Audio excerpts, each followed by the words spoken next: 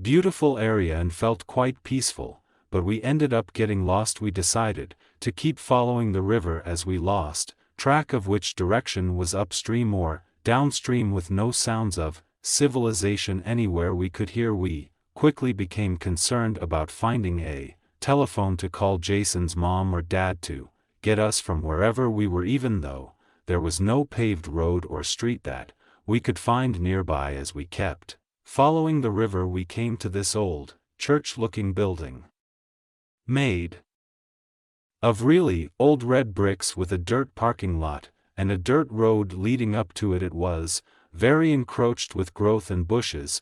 We decided to go inside and see if there were people and maybe ask to use their telephone and get the address for this location. We noticed there were a few old cars, which looked to be 70s or 80s possibly, Novas, 4 of them very dirty and rusted, in this dirt parking lot with flat or missing tires. They were all white, colored or used to be, and parked in a row side by side. As we got closer, we heard gospel music sounds and some singing inside the church. We were relieved that there were people, so we went into the church, which appeared to be rather old and dilapidated. We peeked past the main doors to the hall and saw what I estimated was a couple dozen people dressed as nicely as they could, though they clearly were poor. When we went inside, the old white-haired woman wearing horn-rimmed glasses who was playing the church piano stopped playing,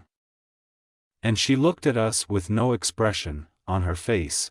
What happened next really stuck with me, and I will never forget it as long as I live. Everyone in that church stopped singing and put down their song sheets, and they all slowly turned their heads and looked at us with the most vacant and unwelcoming glares. Jason said, "We're sorry to interrupt. We just want to use your phone to call my folks to come get us." Nobody spoke. It was dead silent in that church other than the wooden pews.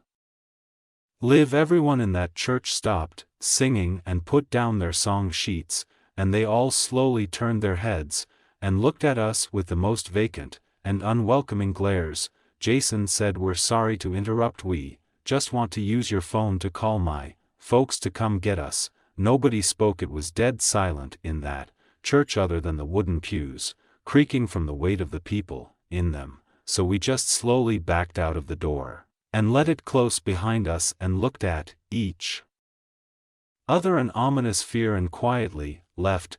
We started walking up that dirt road, and when Brian mentioned that there were no crosses or anything Christian in there, we looked back up the road to see that maybe a dozen of those people, all men, had walked out in the front of the church and were standing there watching us intently as we walked along the road. This freaked us out, and we began to sprint up that dirt road for what felt like a good half hour. We finally came to a very old, broken down gas station that looked like one of those old full-service stations. We went inside to find that the shelves were mostly empty and dusty from a quick glance, and an old, overly tan, swarthy man with a really oily and dirty baseball cap was behind the counter reading some old book with ragged edges and yellowed pages. He looked up and said, "You boys lost? Huh? Just head out that way you came in and make a left and follow that road till you see a telephone pole, and just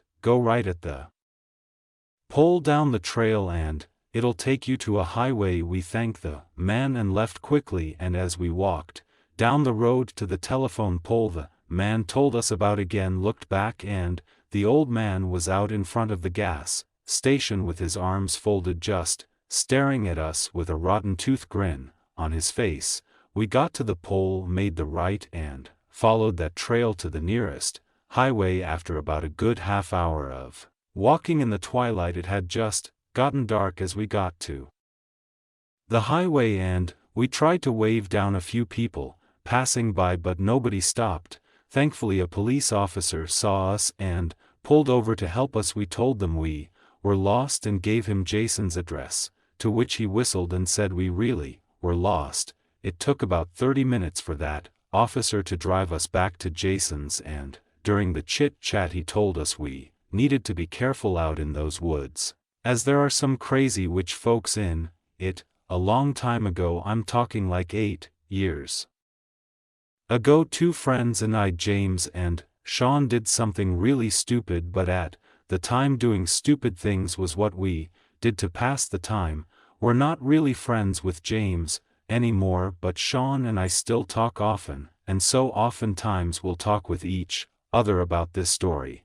We were 19 years old. We lived in New Jersey, lots of vacant houses in our old town, and atop a hilly road not far from our houses was an abandoned church.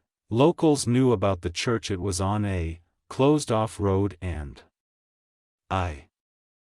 it had been abandoned for many years. I'm not sure if it's still standing or what the current state of it is, as I live in Florida now, but James, Sean, and I, being the troublemaking thrill seekers we were, came up with this genius plan of bringing a Ouija board to the church late one night. This was October, so I guess we were doing it in honor of spooky season. Sean had the Ouija board in his closet, so he brought it. I drove the three of us, so I first picked up James, then Sean, and we just